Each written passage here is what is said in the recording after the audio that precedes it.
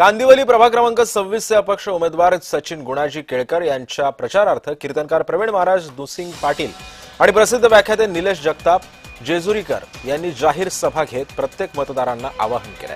तसंच काही प्रचार सभा ही काही त्यांच्या विजयाची सभा असल्याचं सुद्धा त्यांनी सांगितलं।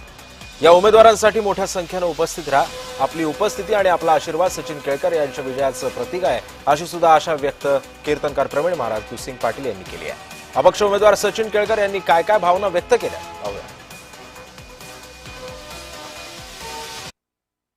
मी मागील 8 वर्ष या विभागात विकास कामं करत असताना गोरगरीब जनतेपर्यंत पोहोचायचा प्रयत्न केला आहे आणि हा गोरगरिबीची जी मी जनतेची सेवा केली आहे। आज माझ्या शेवटचा प्रचार होता आणि लोक एकदम भावनेने आणि उत्स्फूर्तपणे त्यांनी सहभाग घेतला आणि त्यांनी निश्चय केलेला आहे की काम करणाऱ्याला मी मत देणार, विकास करणाऱ्याला मत देणार, म्हणून त्या प्रचार सभेला माझ्या प्रचार सभेला त्या माझ्यासाठी उपस्थित आहे।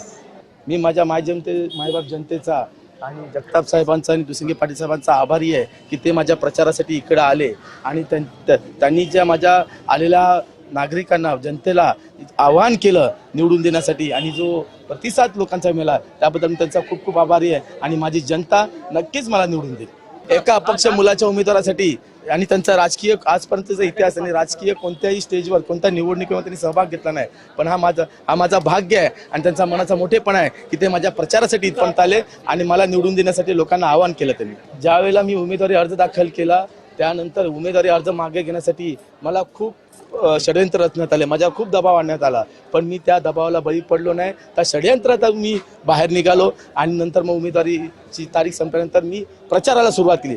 मी उमेदवारी अर्ज आमच्या जिल्ह्यामध्ये मी एकमेव उमेदवार आहे की ज्यांनी उमेदवारी अर्ज मागे घेतला नाही, त्यामुळे लोकांना हा माझा निर्णय खूप आवडला आणि म्हणून ही मायबाप जनता बोलली की हा मुलगा काम करणारा आहे आणि कशालाही बळी न पडता त्यांनी माघारी घेतली नाही, म्हणून ती अजून उत्स्फूर्तपणे माझ्या पाठीशी राहिली, माझ्या प्रचारामध्ये आली ती।